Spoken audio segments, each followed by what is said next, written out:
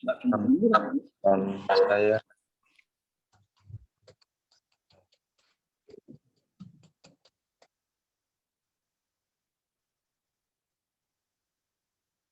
Oke, jadi gini, kita masuk sini. Semoga masih ingat yang minggu lalu. Minggu lalu itu kita baru ngobrolin terkait istilah-istilah ya kan. Ada yang request, Pak, buku-bukunya apa aja? Sorry, lupa, belum baru ingat sekarang nih. Oke, minggu lalu itu kita baru sampai bahwa gimana sih orang-orang sebelum Islam. Kita belum sampai kepada Islam itu kalau ngasih warisan apa aja asasnya. Kita baru sampai biar ngerti bahwa kalau ada orang nih agak-agak liberal dikit pemikirannya, agak miring-miring dikit gitu kan. Apa itu Islam masih wanita kok haknya cuma segitu, anak laki-laki segitu, gimana ini dan bla bla bla. Kalian bisa jawab gimana kok Islam memarginalkan wanita? Ya dia nggak baca sejarah, ya paling bacanya baru sekedar majalah Bobo ya kan, ya mengharap maklum. Nah, minggu lalu saya sudah sampaikan, jadi yang namanya wanita dan anak-anak itu dimarginalkan. Saya udah muncul.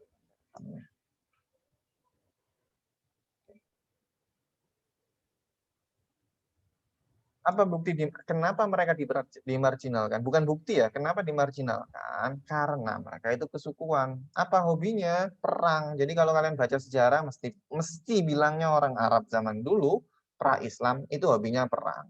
Kalau suka perang, siapa yang paling didahulukan? Ya, yang badannya keker. Yang kayak saya ini ya maaf lah, paling dapat warisan ini dapat warisan alhamdulillah. Masih hidup aja alhamdulillah kayaknya. Karena apa? Karena nggak punya kekuatan fisik. Maka dari itu apalagi yang wanita. Sehingga wanita dimarginalkan. Mohon maaf, saya nggak tahu di Indonesia. Di Mesir saya pernah. Lagi jalan mau beli makanan. Ketemu sama ibu-ibu Mesir. Ngeluh banget. Ya Allah, anakku kok perempuan gitu. Yang saya nggak tahu apakah itu masih kultur DNA genetik untuk membenci, mohon maaf, wanita. Apakah masih ada sampai sekarang. Tapi saya pernah dan itu saya saksikan langsung dan saya dengar langsung ada perempuan Mesir mengeluh anaknya perempuan. Ini repot itu cara pikir dan cara pandangnya setengah. Jadi seperti itu. Nah di Indonesia semoga tidak ada. Karena wanita dan anak dimarginalkan inilah kemudian muncul namanya asas-asas pewarisan dalam pra-Islam. Sekali lagi ini pra-Islam. Apa? Pertalian kerabat.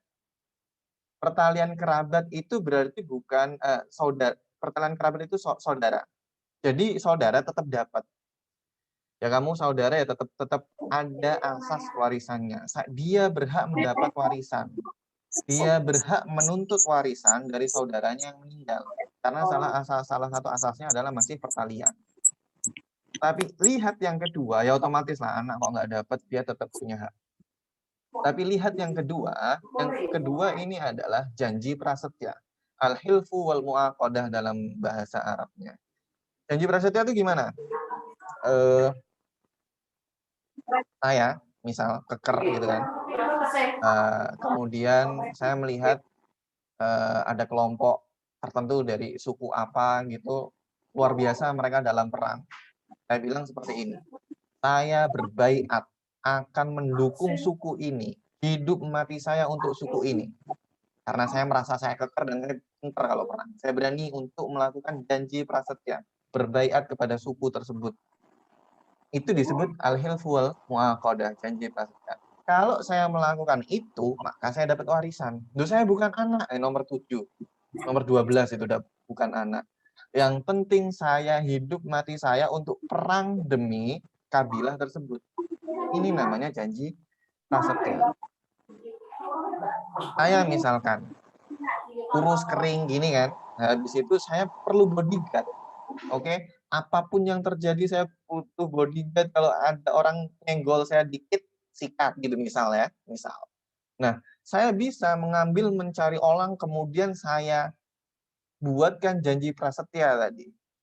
Hidup mati saya, baiat gampangannya bahasanya adalah baiat. Hidup mati saya adalah untuk jenengan Pak Fauzul gitu ya, misal ya. Maka dia dapat warisan juga. Kenapa? Karena yang saya butuhkan di zaman Islam zaman dulu itu otot. Kamu otak pinter yang nomor 19. Yang penting otakmu keker dulu. Maka muncullah dalam salah satu asas pewarisan mereka janji prasetya. Ini nggak bisa digugat, anaknya gugat nih. Loh dia kan orang dari luar keluarga jauh banget, misal malah perantau, migran, datang ke Arab gitu kan. Terus melakukan janji prasetya. Ya tetap dapat meskipun dia migran. Nah, ini kayak kalau logika kita ya nggak adil lah. Siapa dia? Sama saja kalau zaman sekarang bayar satpam. Gitu kan? Maka ini dulu dipakai sebagai asas pewarisan. Karena sekali lagi hobinya apa? Perang. Pertumpahan darah. Itu harus diakui. Nah, sudah janji prasetya, ada satu lagi cara. Saya melihat ada anak kecil. Kalau saya ukur-ukur, dia pinter, tangkas, berani anaknya, ya kan? Lah anak saya kok perempuan semuanya. Perempuan singkirin dulu, saya ngangkat adopsi. Disebut dengan at-tabani. Ngangkat adopsi ini rame dulu. Kenapa rame? Fungsinya ya sama. Karena kesukuan itu, karena hobi perangnya itu, mereka butuh anak yang bisa dibanggakan dalam tanda kutip untuk keperluan otot. Maka mereka pengangkatan anak itu dapat warisan. Anak adopsi itu dapat warisan. Lah anak adopsi dari antah berantah dapat warisan, dapat. Lah gimana anaknya sendiri? Ya nanti. Apalagi yang perempuan. Ya kalau kalian lihat hadis-hadis, banyak sekali hadisnya. Ayat Quran juga saya nyebutkan hadis. Hadis itu masalah wawadul banat, mengubur hidup-hidup perempuan itu disebutkan berkali-kali yang masalah namanya mendiskriminasi perempuan. Islam sangat menentang. Kenapa? Karena lihat background-nya. Hadis-hadis tersebut muncul merespon background masyarakat Arab yang luar biasa dalam tanda kutip desonya. Deso sak pol-pole, perempuan kok. Kenapa kalau perempuan kenapa harus disingkirkan? Nah, itulah kemudian maka asas pewarisannya juga seperti ini. Nah, perempuan dapat dari sebelah mana, Pak? Ya syukur-syukur nanti barangkali dapat dari pertalian kerabatnya korobah. Gitu. Dan bahkan korobah ini juga dimaknainya agak luas, bukan hanya keluarga dekat, bukan hanya anak. Keluarga agak jauh-jauh sebelah mana ada pertalian kerabat, dia berjasa, dia dapat. Maka memang pusarannya adalah jasa terhadap suku, terhadap diri, terhadap jiwa bagi orang yang akan memberi warisan tadi. Nah, ini kan repot sekali, tidak adil sama sekali. Sampai sini dulu ada yang nanya?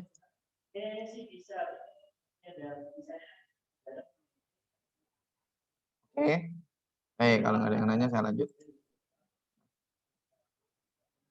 Gimana dengan pewarisan Islam? Nah, pewarisan Islam ini ada 2 tahap. Tadarruj itu apa ya? Tadarruj bahasa Indonesianya itu secara gradual, ditetapkan secara gradual, secara bertahap tadi. Nah, jadi bayangkan, kalian tahu khomer, arak, itu nggak kemudian diharamkan detik itu sekali diharamkan beres, nggak. Riba, karena saking sudah mendarah daging, itu di Quran itu, riba itu diharamkan 3 tahap. Dikit-dikit nggak apa-apa. Habis dikit, jangan jauhi, tolong kalau riba dijauhi, naik dikit-dikit nggak apa-apa. Baru kemudian nggak boleh sama sekali. Khomer sama. Khomer itu jauhi lah. Habis itu dikit-dikit nggak apa-apa. Habis itu jangan, nggak boleh mutlak sama sekali. Itu bertahap. Karena apa? Karena mendarah daging.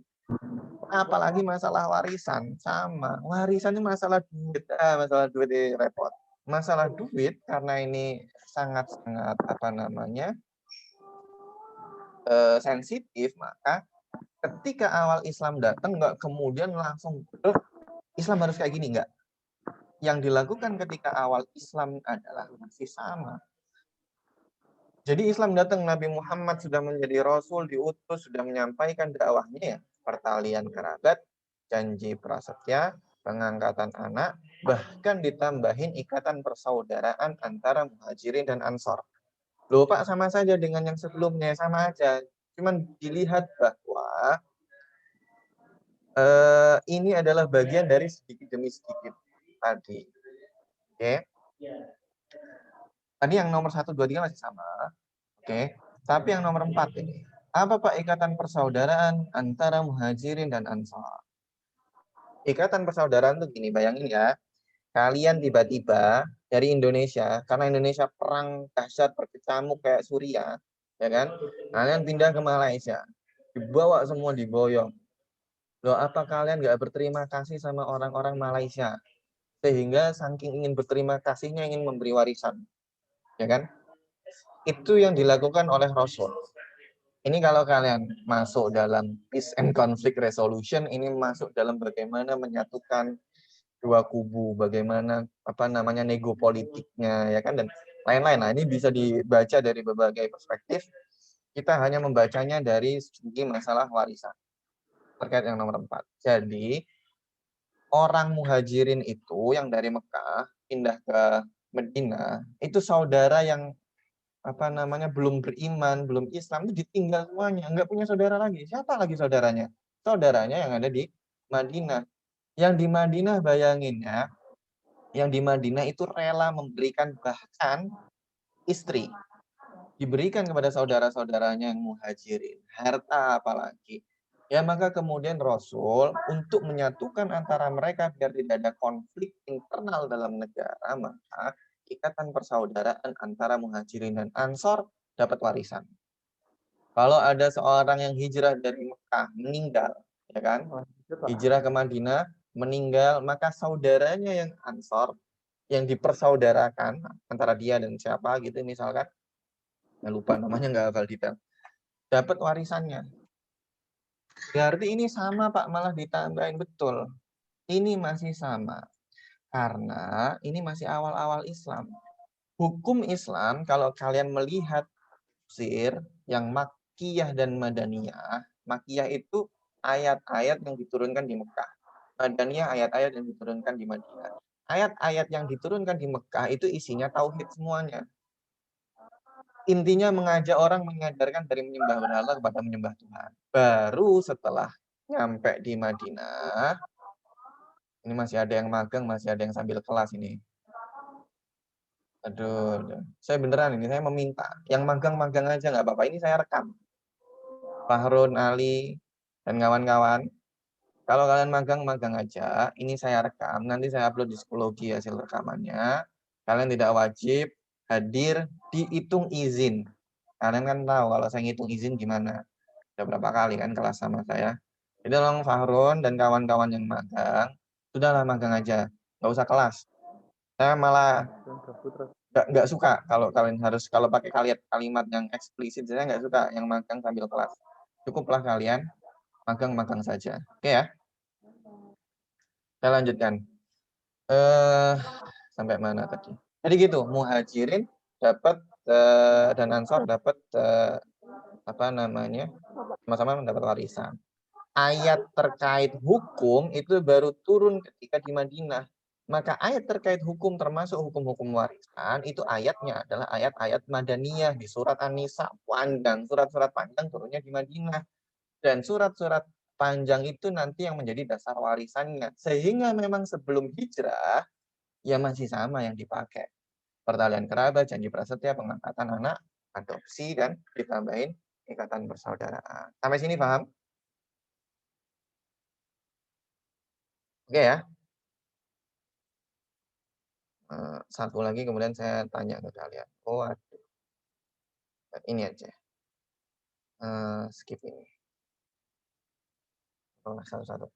Nah, kemudian baru dihapuskan satu persatu. Apa saja ayat yang menghapus? Satu, ketentuan bahwa penerima waris hanya kerabat lelaki. Nah, ini saya lupa menyampaikan. Jadi kerabat tadi kan saya bilang, definisi kerabat di slide yang sebelumnya, ini panjang ini. Sorry, man. Pertalian kerabat. Ini enggak kemudian hanya sekedar saudara, saya lupa. Yang laki-laki biasanya yang didahulukan. Maka di surat An-Nisa ayat 7, lirijali nasibun mimma iktasabu walin nisa'i nasibun mimma iktasabna. Fardhatan minallah dan seterusnya. Ini surat An-Nisa ayat 7 dan ayat 127 menghapus tadi. Umat muslim, gini loh kata Allah gampangnya. Kamu itu ngapain kok kerabat lelaki tok yang dikasih? kasih juga kerabat perempuan. Kasih kemudian teks dalilnya bahwa surat An-Nisa ayat 7. Kalau nggak buka nggak asap.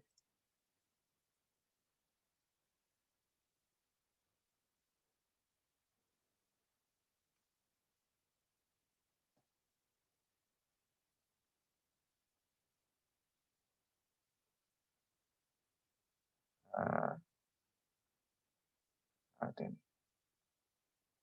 gitu ya. Nah, saya lanjutkan. Jadi ini menghapus, kalau kita kembali, kalau ada pertanyaan, ayat apa yang menghapus kebiasaan pemberian warisan kepada kerabat lelaki? Jawabannya ada di surat An-Nisa ayat 7 dan ayat 127 yang menyamakan derajat laki-laki dan perempuan. Kalau memang meninggal, maka sama-sama mendapat warisan dan mewarisi. Oke? Kemudian ada lagi ikatan persaudaraan antara Muhajirin dan Ansor. Itu Al-Ahzab ayat 6. Kalau nggak salah bunyi ayatnya eh Muhammadun wa ulul arhami ba'dhum aula bi ba'dhin fi kitabillah. Jadi setelah menerangkan ayat sebelumnya saya agak lupa. Intinya dia ada di situ. Dan ulul arham dan orang-orang yang mempunyai ikatan persaudaraan itu ulul arham ba'dhum. Sebagian mereka lebih utama dari sebagian yang lain fi kitabillah itu untuk menafikan bahwa ikatan persaudaraan dengan Ansor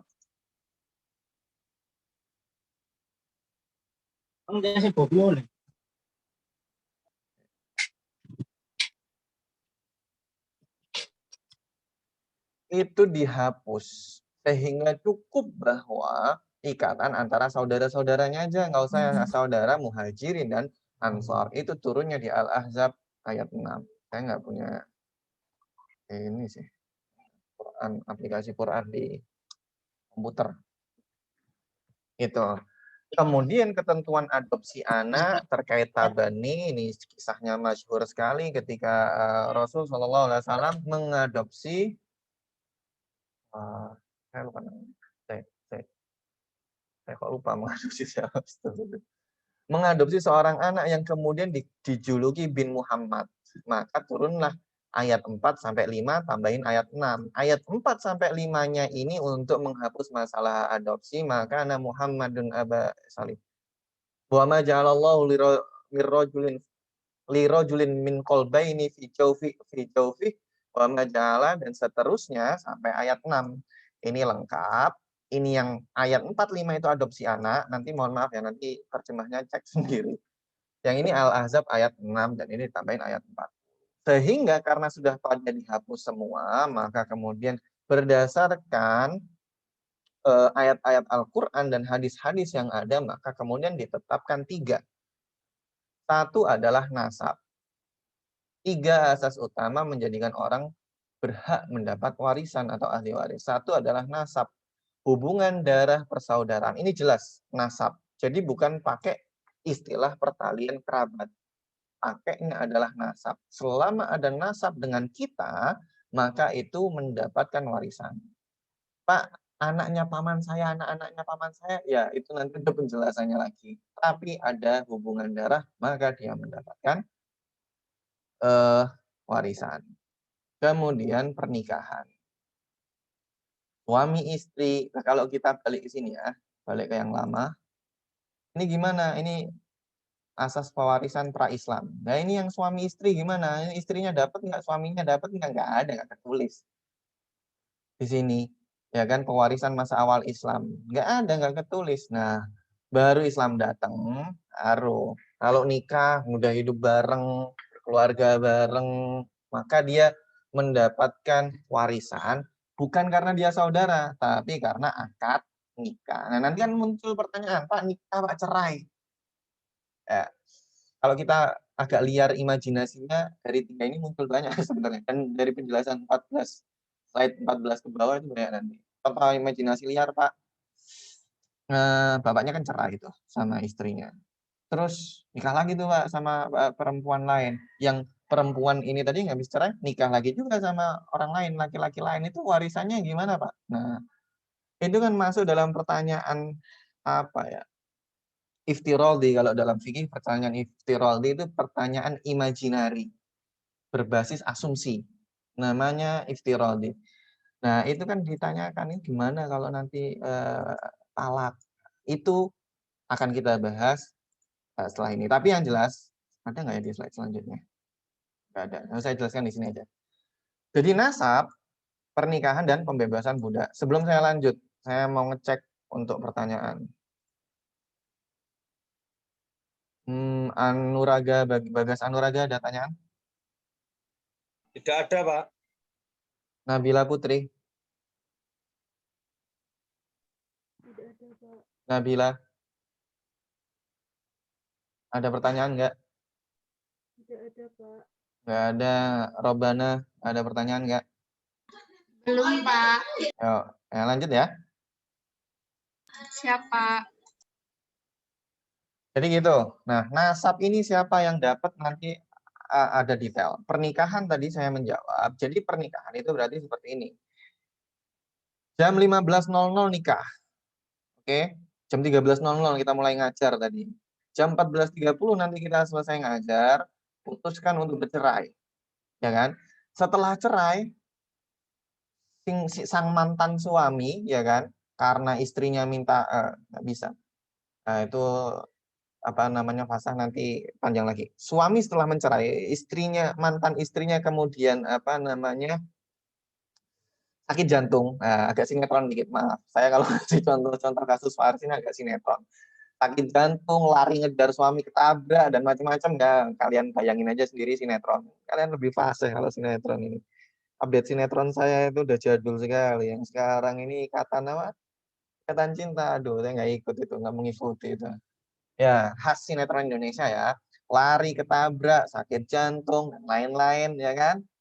Kemudian meninggal jam 15 cerai, jam 1 nikah, jam 15 cerai, jam 15:10 istrinya meninggal jantungan misalkan. Misalkan, ya kan? Dapat warisan atau enggak? Jawabannya adalah tidak. Paham ya? Jawabannya adalah tidak. Kenapa? Karena ikatan pernikahannya sudah habis. Kalian kan belajar hukum perkawinan ya? Hukum perkawinan kan ada setelah cerai itu masih ada masa iddah. Kalau ini offline saya akan langsung tanya ke kalian ben mikir. Nah, ini yang online ya saya jawab ben cepat. Ngomong terus pegel ini. Oke. Masa iddah, istrinya kan masih ada masa iddah. Coba saya tanya ke Yusuf Fatur Rahman. Jadi gimana? Tadi istrinya kan masih masa iddah. Masa nggak dapat warisan? Pak. Jawabannya apa? Gimana, Pak? Jam 1 menikah, jam 15 cerai. Jam 15:10 istrinya sakit jantung, baru nikah kok cerai. Kan meninggal. Ya kan? Tapi kan dia ketika cerai jam 15:10 meninggal kan masih masa iddah. Terus suaminya itu dapat warisan nggak? Masih masa iddah loh.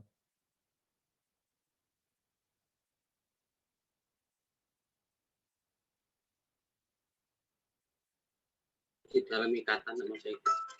Kalau masih masa iddah masih dapat warisan, Pak. Nah, Hanya kalau masa iddah itu ada kriterianya ya, Pak. kriteria yang gimana? Kalau hamil berapa? Ya kan? Kalau meninggal berapa? Gitu kan? Kalau normal berapa? Gitu ya? Maksudnya kriteria ke sana kan? Pak, Ah, Pak mau tanya, Pak. ya. Bukannya kalau itu, Pak, kalau belum disentuh itu cerai nggak dapat masa iddah, toh, Pak? Kalau belum di apa? Iya, Pak. Belum disetubuhi itu kalau cerai kan nggak dapat masa suami iddah, istri Pak. itu Nah, makanya ini kan tadi pertanyaannya iftiradi. Pertanyaan berbasis asumsi. Jam 1 nikah, jam 15 cerai. Jam 1 sampai jam 3 kan nggak tahu apa aja yang terjadi. Maka jawabannya bisa macam-macam. Bagus itu tadi. Saya juga lupa untuk tidak menambahkan asumsi itu tadi. Berarti kalian hukum pernikahan, hukum perkawinan nilainya A itu. Benar itu? Betul, 100. Ya kalau nggak ada masa idah. Nah sekarang saya tanya kalau ada masa idahnya. Kalau membahas apakah punya masa idah atau enggak itu bagian hukum perkawinan. Kalau saya masukkan ke sini kepanjangan. Jadi saya hanya nanya, ada masa idah, dapat warisan enggak?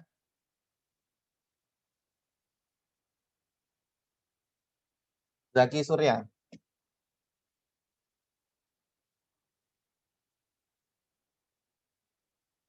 Zaki.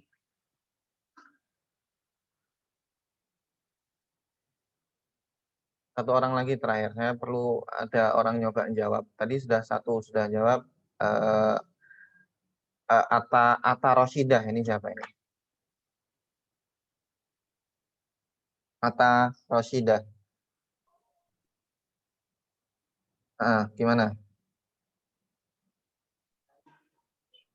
Yang gimana Pak tadi Pak? Ya, cerai, masih dalam masa idah, tapi istrinya kemudian meninggal. Suami dapat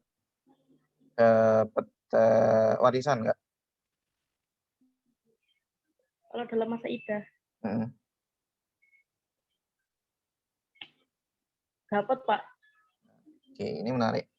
Baik, saya kembali. Saya cukup itu jawabannya untuk melihat. Palingnya kalian merasa mikir. Mikir itu nanti ilmunya lebih nempel. Jadi kalau udah nikah, udah cerai, ya udah. Kayak cerai ya cerai. Segala hak-hak suami istri itu ada karena ikatan pernikahan. Oke. Bil khusus idah, ada kewajiban suami untuk tetap memberi nafkah selama masa idah. Itu pengecualian. Karena hak dan kewajiban lain sudah tidak ada. Itu hanya kewajiban, tidak ada hak timbal baliknya ke suami, ya kan? Maka aslinya ikatan tersebut sudah selesai. Nah, maka dari itu, karena seluruh hubungan hak dan kewajiban sudah berakhir dengan akhirnya pernikahan, maka tidak ada lagi hak waris. Hak waris hanya ada jika hubungan pernikahan masih berdiri, atau bahasa Indonesia koimun gitu ya, masih statusnya masih berlangsung hingga meninggal. Nasab jelas, hubungan darah, pernikahan itu tadi. 3 adalah pembebasan budak.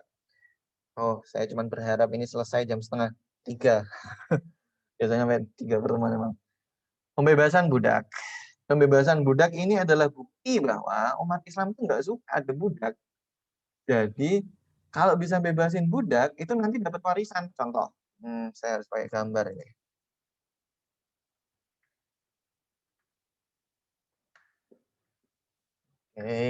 Tak buatkan gambar. Biasanya pakai whiteboard enak. Ya, online diterima aja lah ya kan. Ada orang salah nama. Ada namanya adalah siapa ini namanya?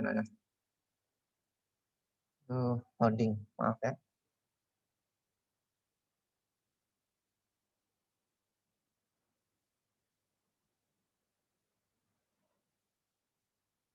Ada orang namanya Pak ya, nama yang Deden, nama yang agak Sunda. Dari dulu saya kalau ngasih contoh Pak Ijo sama Pak Inem, Deden, sekarang pindah ke Sunda. Deden. Kemudian ada orang namanya sekarang adalah sampai lagi Tommy. Oke. Status Deden adalah budak. Status Tommy adalah yang membebaskan budak, namanya agak kayak kekinian dikit gitu ya. Membebaskan budak. Oke.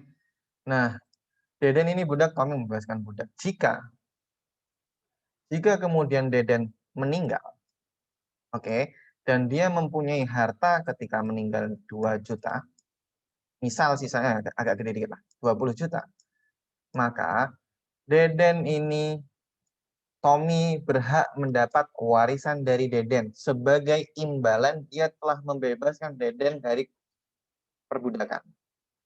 Oke, maka bahasanya adalah pembebasan budak.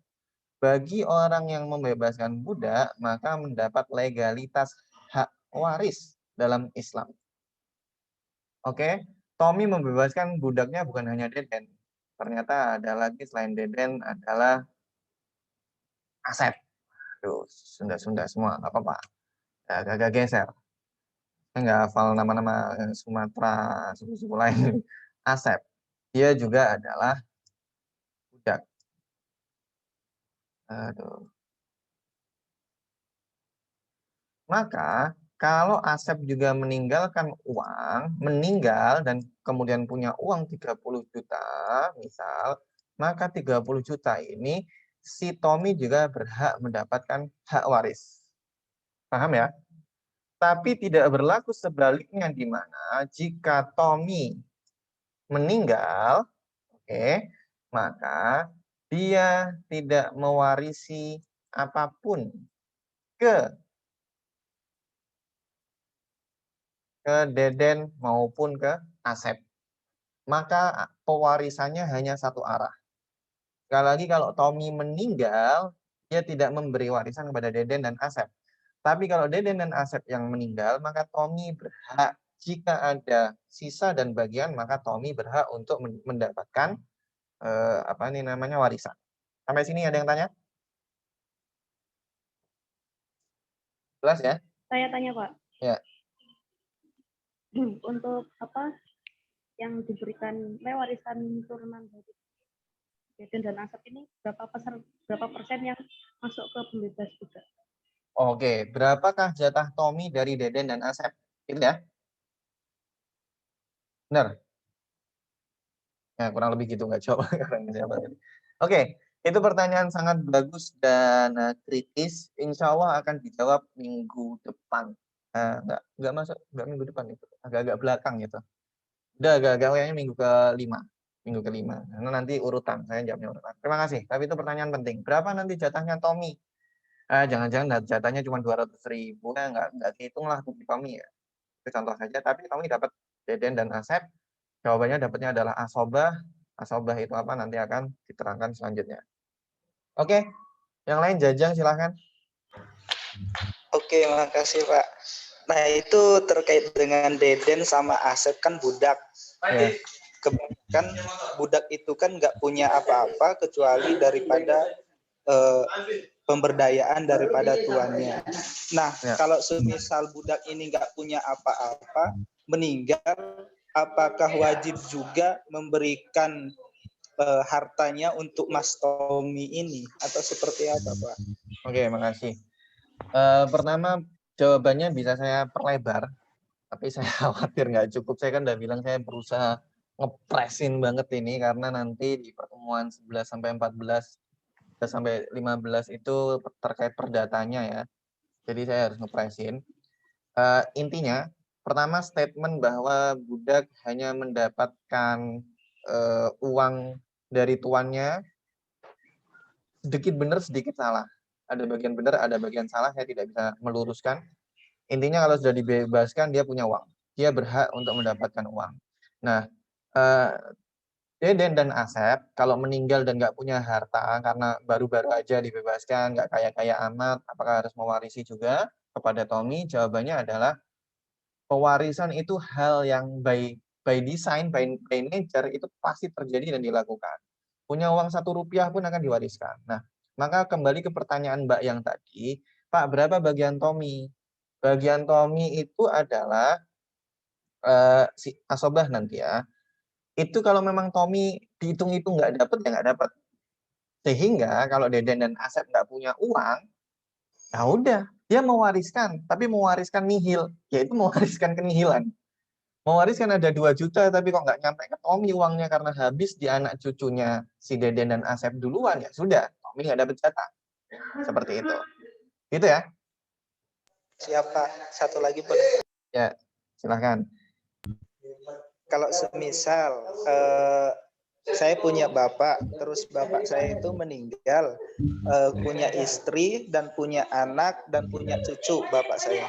Nah kemudian kalau dalam pembagian harta warisnya itu langsung diberikan kepada anaknya, istrinya dan cucunya atau seperti apa Pak dalam pembagian ketika ayah itu meninggal? Oke. Makasih, ini pertanyaan bagus juga, karena langsung berhubungan dengan nasab. Tapi itu pertanyaan yang juga akan saya jawab seiring berjalannya materi. Intinya adalah harus tetap sesuai dan urut dengan kaidah pewarisan. Ya nanti yang dapat istri dapat, anak dapat, seberapanya itu ada rumus untuk ngitungnya. Gitu ya. Siapa? Ya, saya cukupkan untuk pertanyaan karena nanti kalau kelamaan nggak jalan. Itu untuk nasab, pernikahan, dan pembebasan budak. Nah, kita lanjutkan. Syarat untuk mendapatkan warisan. Ini tadi asas ya. Asas ini artinya hubungan waris-mewarisi itu terjadi jika apa? Jika ada nasab, maka ada hubungan. Jika ada pernikahan, maka ada hubungan. Jika ada pembebasan budak, ada hubungan. Tapi kalian kalau mau dapat, itu harus memenuhi syarat. Apa syaratnya? Syarat untuk mendapatkan warisan adalah orang yang mempunyai harta atau yang memberi warisan dinyatakan meninggal dunia. Ya rada dawa. Bisa panjang, bisa pendek ini penjelasannya, saya singkat. Orang yang meninggal, saya ganti. Deden ini statusnya bukan budak lagi. Ini yang budak-budak kan udah selesai ya. Create new. Save no. Save nggak nih? Di save nggak nih? Nggak usah ya? Nggak usah, Pak. Bisa. Oh, yang saya wis terlanjur nggak di save. Saya create lagi. Ini ada nama Bapak, misalkan Bapak namanya adalah, aduh, usul nama dong. Selamat. Selamat, makasih. Pak. Ya, namanya Pak Slamet. Kemudian punya anak. Siapa lagi usul nama? Joko. Oh, Joko. Margono. Joko ya. Joko ini adalah anak. Slamet ini adalah Bapak. Pemberi warisan. Jangan Bapak ya. Pemberi warisan. Yang di sini adalah penerima warisan atau ahli waris. Oke.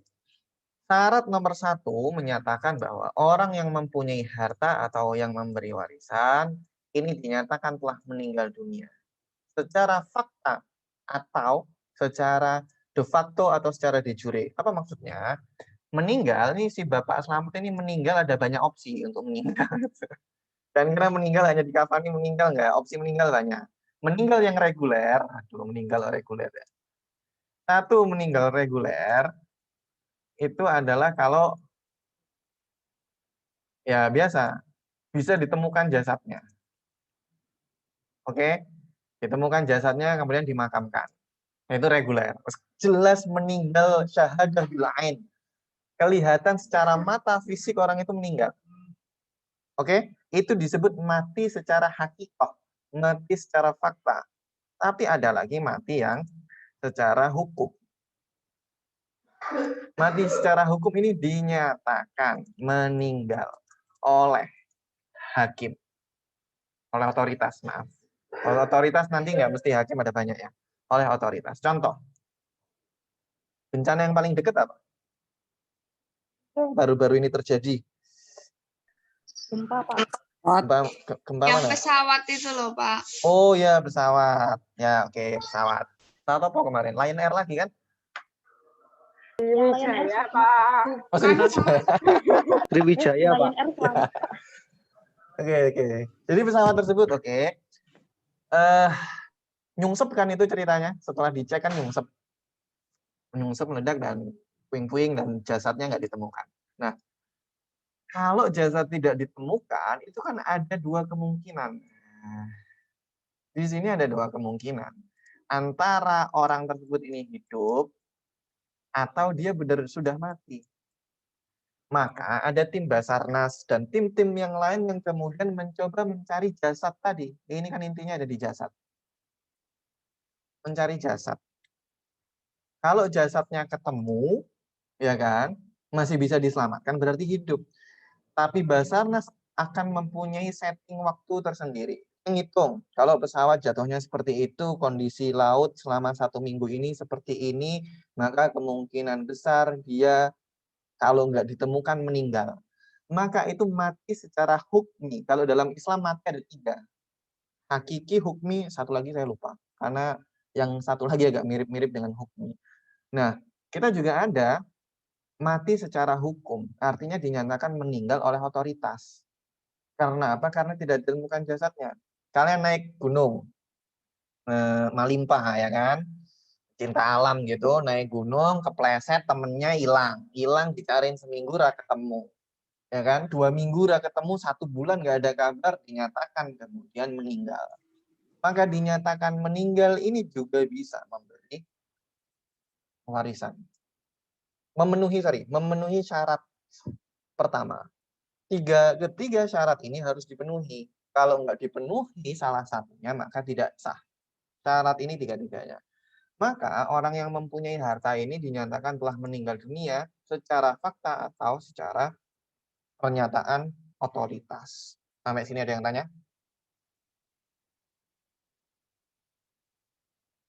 Oke. Ini permasalahan ini bisa merambat kalau kalian mau menggunakan asumsi atau dalam Pak. bahasa. Ya, Mau tanya, Pak. ya. Seumpama ada anak yang membunuh orang tuanya untuk mendapatkan warisan itu tetap dapat nggak, Pak? Wah, ini pertanyaan bagus. Siapa ini yang nanya? Hindaru, Pak. Oh, alah, Hindaru. Alhamdulillah udah soleh sekarang. Alhamdulillah, Pak.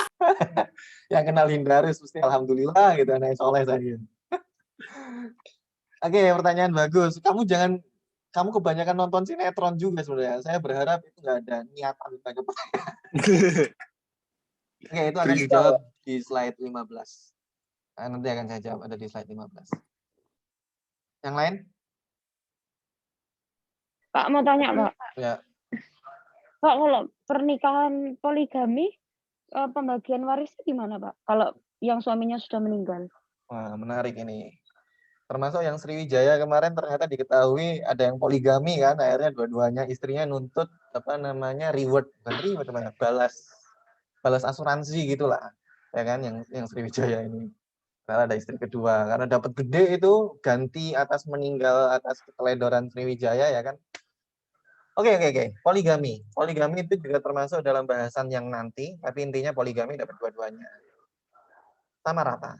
Ya kalau yang istri pertama 20 juta, istri kedua 20 juta, sama rata. Singkatnya gitu. Terima kasih. Lagi yang lain? Saya mau tanya, Pak. Jika orang yang dinyatakan meninggal secara hukum itu ternyata ditemukan habis itu gimana, Pak?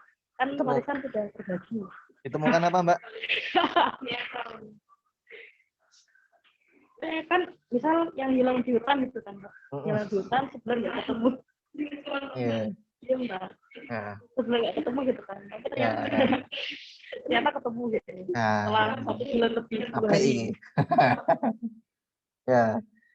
Jadi sekarang kalian tahu kenapa buku fikih tebel? Karena orang ahli fikih itu harus mahir berasumsi. Sehingga buku-buku fikih itu sudah menjawab pertanyaan kontemporer. Karena orang zaman dulu itu mikirnya sampai asumsi, sampai mohon maaf ya. Termasuk permasalahan wudhu. Wudhu atau apa itu. Jika, mohon maaf ini, ada orang tidak bisa buang air kecil, ya kan, sehingga harus pakai selang, harus dibantu alat apa. Bantu alat apa kan baru bisa sekarang ya. Zaman dulu itu, zaman fikihnya ada, belum ada dibantu selang dari perut dan mana-mana. Itu udah dibahas di fikih. Sehingga orang udah nggak bingung gimana nanti masalah toharohnya, bersucinya. Nah, termasuk yang masalah orang hilang. Misi militer ke Sudan, Syria, 5 tahun, nggak ada kabar. Timnya regunya udah balik setahun karena masanya cuma setahun. Yang ini 5 tahun nggak balik-balik.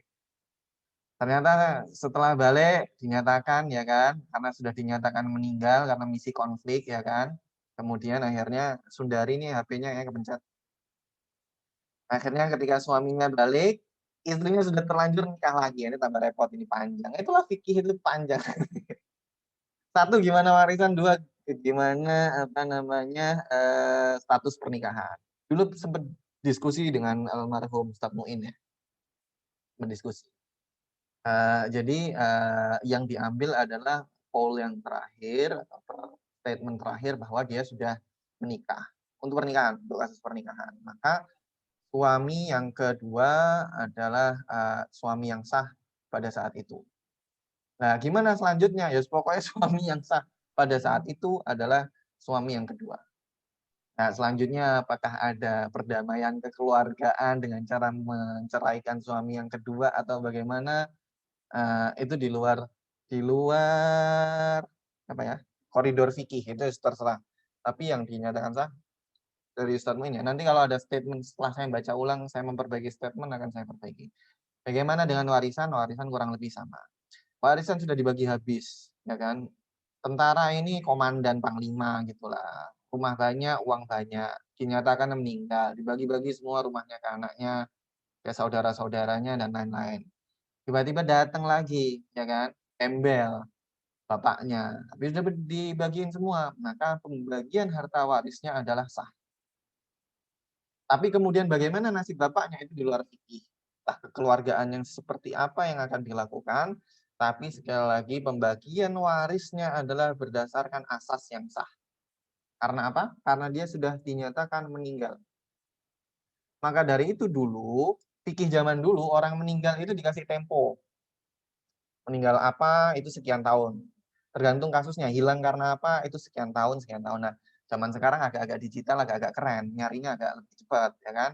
Maka itu nanti kembali kepada otoritas. Otoritas dulu menyatakan sekian tahun baru dinyatakan hilang dan meninggal. Otoritas sekarang lebih canggih, mungkin bisa lebih pendek dan hal-hal lain, ya kan? Maka dari itu saya tulis di sini adalah dinyatakan meninggalnya adalah oleh otoritas. Oke, jadi seperti itu. Makasih pertanyaannya. Lagi? Baik. Nomor 2. Wis jam 2:11 ini. Itulah, ini bahas ini nih emang aduh. Ahli waris benar-benar masih hidup. Ini sudah saya coba singkat loh ya. Ahli waris benar-benar masih hidup ketika pewaris meninggal dunia. Jadi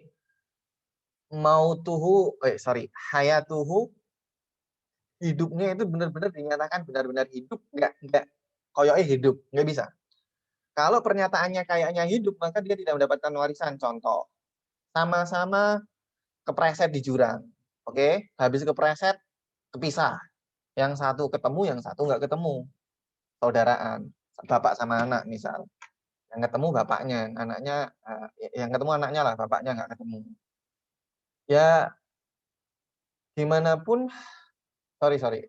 Iya betul, bapaknya nggak ketemu. Ya bagaimanapun maka pewaris itu mendapatkan warisan itu kalau dia benar-benar hidup ketika pewaris meninggal dunia. Sekali lagi, benar-benar hidup, tidak diragukan kehidupannya. Kayaknya hidup itu nggak bisa. Apa contoh kayaknya hidup? Itu tadi contoh yang kepleset jurang. Janin, pewarisan terhadap janin itu ada spesifik masalah khusus masuk di sini. Saya nggak mau perpanjang. Intinya adalah janin wasiat dapat, warisan tidak. Seingat saya seperti itu. Kemudian contoh yang lain adalah yang sering bencana. Bayangin bencana Sriwijaya tadi, sekeluarga, ya kan? Nah ini yang masih hidup nanti yang warisan yang mana? Dinumpuk-numpuk ini. Bapak dua warisan, ibu dua warisan, anak kebetulan tajir dua warisan, jangan punya warisan ya. Terus kemana ini warisannya? Apakah ke anaknya? Bapak ibunya udah tua sehingga sudah pasti meninggal, misal ya. Jadi nyatakan otoritas nggak mungkin kalau umur segitu hidup. Anaknya kemungkinan hidup. Apakah anaknya nanti dapat warisan? Tidak bisa. Anaknya kalau benar-benar hidup ketemu sama Basarnas benar-benar hidup, baru mendapatkan warisan. Jika masih kemungkinan semuanya, maka nggak bisa. Berarti warisannya kemana, Pak? Ya tiga-tiganya mewarisi kepada bawahnya. Detailnya nanti. Sama dengan bencana di Sulawesi yang lumpur itu dulu namanya likuifaksi, ya kan? Likuifaksi, ya itu hilangnya hilang bareng-bareng orangnya. Sekeluarga, sekampung hilang. Mana yang didahulukan warisannya nggak bisa. Warisannya diberikan kepada yang benar-benar hidup. Yang benar-benar hidup di Jogja, enak menang banyak. Kita nggak bicara enak menang banyak, tapi dia yang berhak. Seperti itu. Oke ya, ada pertanyaan? Alhamdulillah. Nah, jangan banyak-banyak pertanyaan. Pak. Ya. Oh, nanya lagi, Pak. Hindari lagi. Iya, kalau seumpama Pak gini. Kalau warisan itu emang harus tertulis atau enggak sih, Pak? Soalnya kalau seumpama bapak saya pergi kan sering bepergian sekeluarga gitu. Terus pesennya ke adik ibu saya kalau ada apa-apa di jalan nggak ada sekeluarga gitu suruh ngurus kakak saya semua. Itu bisa nggak Pak kayak gitu? Warisan itu tidak berdasarkan tulisan, warisan berdasarkan aset. Aset itu kan diketahui, yang atas nama dia siapa aja, punya akun bank atas nama dia berapa aja, siapa aja, punya dana pensiun berapa atas nama. Jadi berdasarkan aset, tidak usah tertulis. Yang tertulis adalah wasiat. Nek namanya Hindaru tidak tertulis di wasiat, gak ojo ngamuk. Ini kurang soleh sih paling ya. Gitu. Jadi untuk warisan tidak pakai tulisan. Senakal-nakalmu nanti Hinda. Senakal-nakalnya anak, dia tetap berhak mendapat warisan. Dicoret dari kakak, Pak. Nah, ini menarik, ini coret tekan kakak. Dicoret dari kakak, Pak, ngilangin Tupperware. Warisan. Jadi basisnya adalah nasab. Ingat ya, asas. Basisnya adalah asas tadi. Nah, basisnya adalah asas, asasnya nasab. Selama nasab itu, nasab kan nggak mungkin hilang ya. Selama dia ada nasabnya, maka dia dapat. Seperti itu. Nggak usah tertulis. Lagi, Jajang tadi nanya lagi. Oh Pak, baru Pak. Gimana? Kalau misal ini budaknya tadi itu bukan beragama Islam, apakah tetap juga dapat warisan untuk kita yang membebaskan Pak? Oke, pertanyaan menarik dijawab di slide 15. Jawabannya enggak. Slide 15 detail. Oke, ada lagi? Pak, mau tanya Pak. Ya. Semisal apa namanya? Saya sebagai anak itu lagi jalan-jalan di hutan kan Pak. Nah ternyata bapak saya itu meninggal. Saya hukum udah dikatakan meninggal juga. Tapi satu tahun kemudian saya muncul balik Pak. Nah padahal warisannya dibagi. Itu tuh ada pengulangan atau enggak Pak? Bukan, Wah, ini baru ini. pembagian warisannya. Ini baru kayaknya saya nggak nemu ini istirot ini asumsi ini di buku fikih. Lumayan Mbak tambah tebelnya. Aduh, ini yang jawab asumsi itu emang nggak selesai. Jadi dari dulu problemnya di sini. Menjawab asumsi. Tapi penting juga asumsi ini. Jalan-jalan di hutan sama bapak, tersesat dua-duanya. Bapakmu nggak berhasil bertahan, oke? Kamu berhasil bertahan. Tetapi secara hukum kalian berdua sudah dinyatakan meninggal. Gitu kan ya? Iya Betul? Pak. Ya kembalinya ke ini tadi, bahwa karena Anda adalah meninggal dalam tanda kutip, maka nggak bisa dapat warisan. Apa alasannya? Ini nanti masuk ke masalah budak, masalah lain-lain. Kalian mestinya memang saya menjelaskan konsep zimmah. Kayaknya dulu saya bikin slide deh konsep zimmah. Konsep zimmah itu gini. Aduh, panjang. Nggak usah, kepanjangan. Intinya adalah, maaf saya nggak mau memperpanjang. Intinya adalah, karena kamu tidak hidup, maka akun virtual dalam tanda kutip, dompetmu itu, maka nggak bisa diisi. Karena nggak bisa diisi, maka dilewatin. Sehingga kamu tidak mendapat warisan. Ketika kamu muncul 1 tahun lagi, ya kamu nggak dapat apa-apa. Jatahmu hilang. Dan termasuk harta-harta yang waktu itu dalam genggamanmu juga sudah dibagikan. Dengan kamu balik lagi itu ya posisimu ya nol, nggak punya apa-apa. Itu. Oke ya.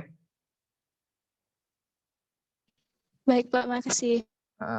Kenapa seperti ini kan kelihatannya kurang adil ya, Pak, kan uang-uangnya dia udah dibagi, ternyata nggak meninggal.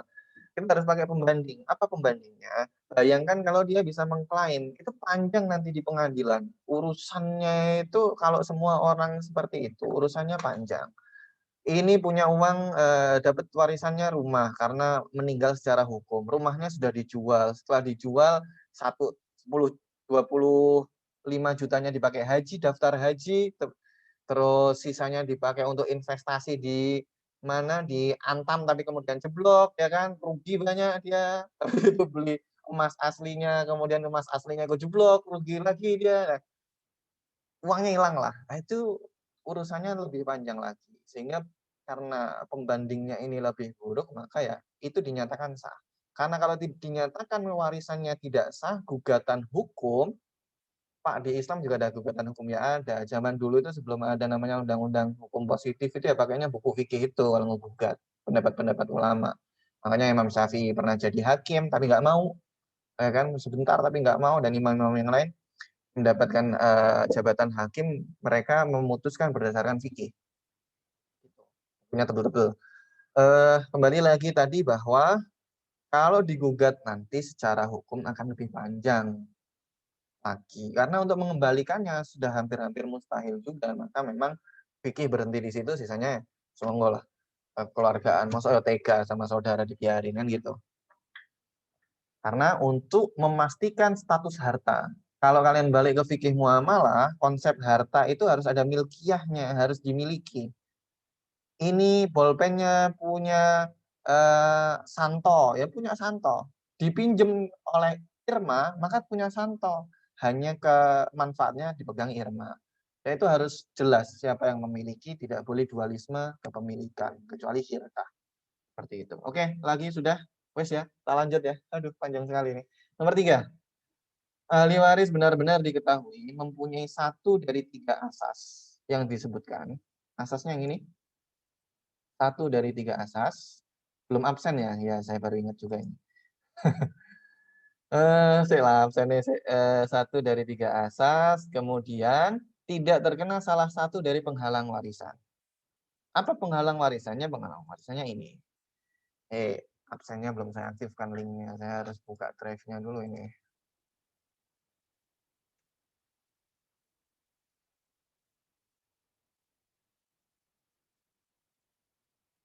Sambil nunggulah yang tanya. Jadi ini penghalang warisan.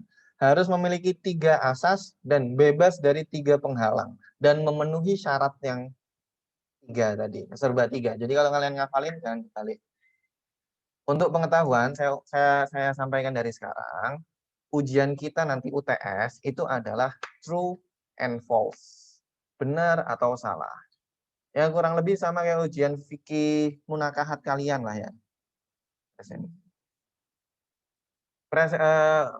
Soal fikih munakahat kan kayak gitu, benar atau salah. Dan itu rata-rata nilainya di angka 77 itu. Saya harus jujur, itu angkanya di 77. Ya, hidupkan lagi respon.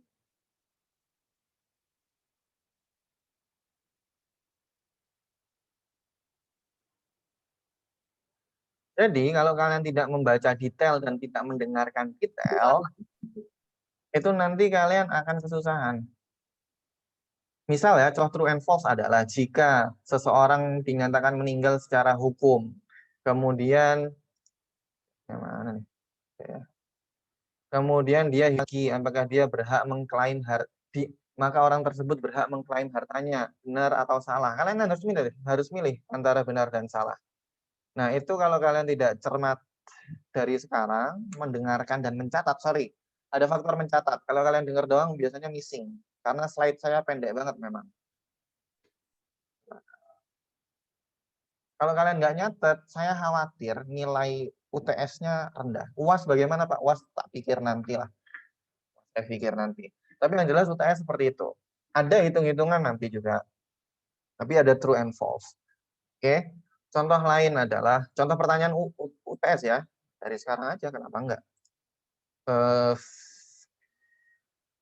Seseorang, tadi ya pertanyaan Mbak yang terakhir, 2 orang berada di dalam hutan. 1 orang meninggal, 1 orang dinyatakan berhasil keluar, tapi telah dinyatakan mati secara hukum. Orang yang berhasil keluar ini berhak mengklaim ulang hartanya. Pernyataan tersebut adalah benar atau salah. Nah, itu kan kalian harus memahami baik-baik dan mencermati. Oke, kita lanjutkan. Ini lanjut apa udah nih?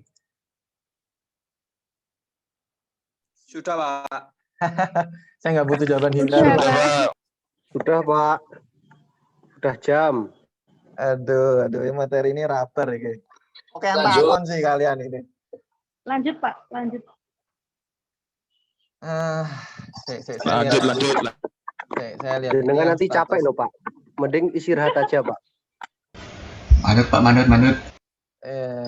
Yang ini panjang ini, sorry, yang ini panjang. Saya kalau lanjutkan sekarang nanggung ini. Dua ini panjang. Termasuk kemarin yang bahas nanya utang itu kan. Pak, utang 1 juta, utang 5 juta, duitnya cuma 1 juta terus meninggal. Terus utangnya diwariskan ke anak atau enggak? Ini juga di sini. Jadi kayaknya nanti deh.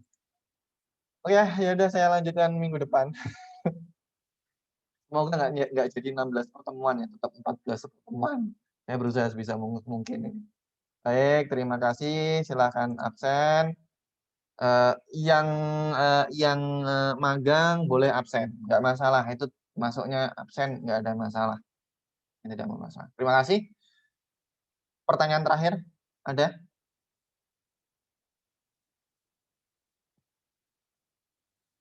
Oke, Saya, Pak, ya silahkan. yang apa? Yang 3 asas tadi. Yang tidak apa? 3 asas 3. Oh ya, Kan tadi ada ikatan pernikahan, nasab. nggak sama dengar Mbak, kencengan pembebasan. lagi Mbak. Kan tadi ada nasab, ikatan pernikahan sama pembebasan budak.